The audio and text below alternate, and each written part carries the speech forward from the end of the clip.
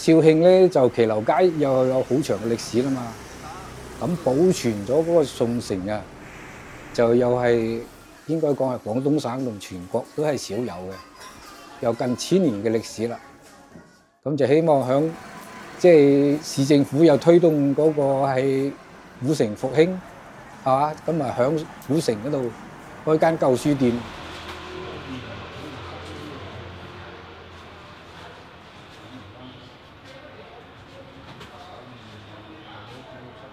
開個書店咧就係咁樣嘅，咁我咧就係響東莞上班啦，即係退休之前，就自己都有咁個係夢想啊，就開一間書店噶啦。咁又19年退休，就加上咧就有幾年嗰啲疫情啊嘛，咁就想搬翻嗰啲書出嚟。搬翻嗰啲字帖出嚟寫字，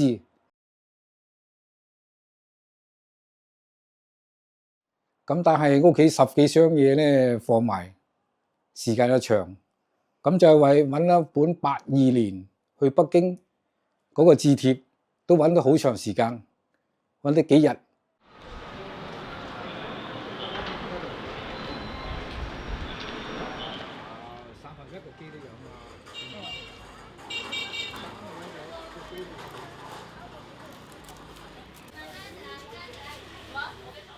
咁後嚟咧就萌生嗰個係開個書店，就公書同好，即係將自己以前嗰啲知識，即係希望咧就展示喺嗰個年青人嗰度，咁好直觀咁睇到嗰啲係舊嘅嘢同埋歷史嘅嘢啦。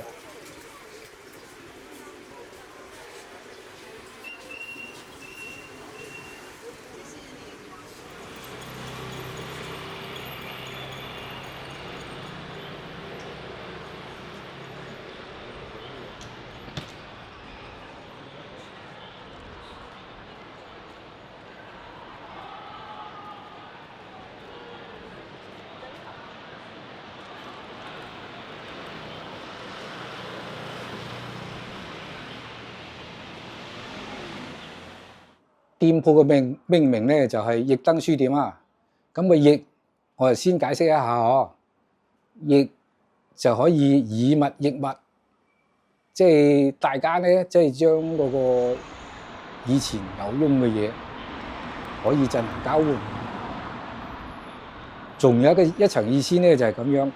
而家嘅時間咧，嗰個睇紙質書嘅人少啦。咁個個都電子書啊，或者睇手機啊，咁我就開書店咧，就唔係一個容易嘅事。咁我就想將嗰個唔容易變成容易，咁就所以就開個奕字。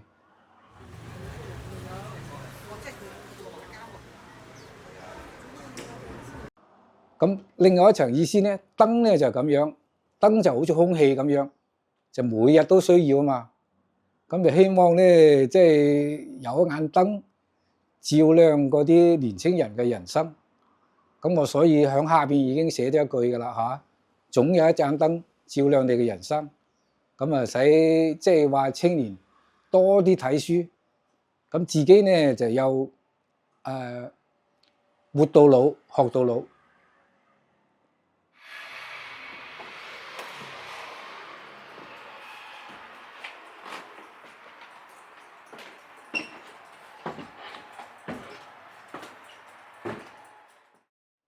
老物件咧就咁樣啊，即係我媽之前有一台衣車，就以前就起早摸黑，咁啊供我哋供書教學，咁我而家又展示出嚟。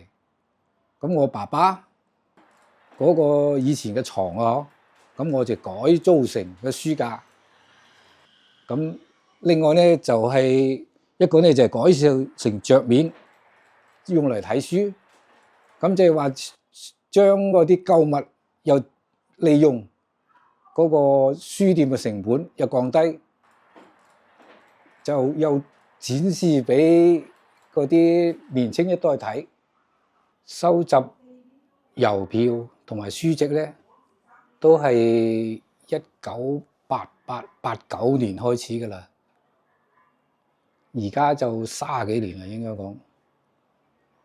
咁郵票咧就咁樣啊，80幾年、89年就參加咗集郵協會啊，咁就覺得啲郵票就知識好豐富噶。咁嗰個祖國個大好河山啊，嗰啲名人嗰啲創作啊，同埋係嗰個風土人情啊，都喺郵票嗰度攞出嚟。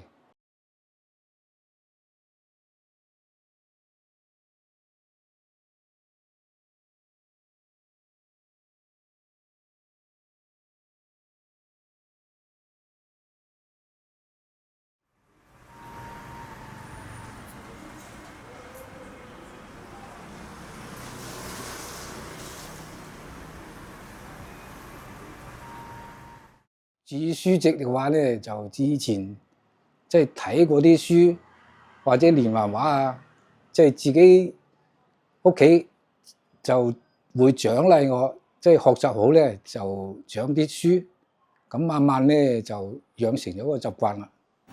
咁啊都中意即係收集嗰啲係歷史嗰啲嘢。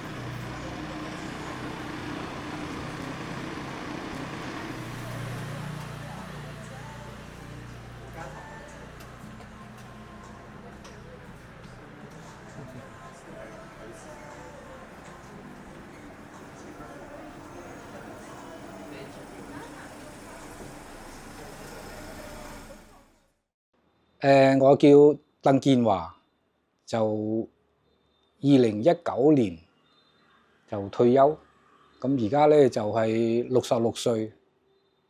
咁之前咧就做過知識青年啦，又上山下鄉啦，又私企啦，又做過幹部，又做過工人。咁希望咧就活到老學到老，響社會大學嗰度咧繼續學習，讀萬卷書就行萬里路。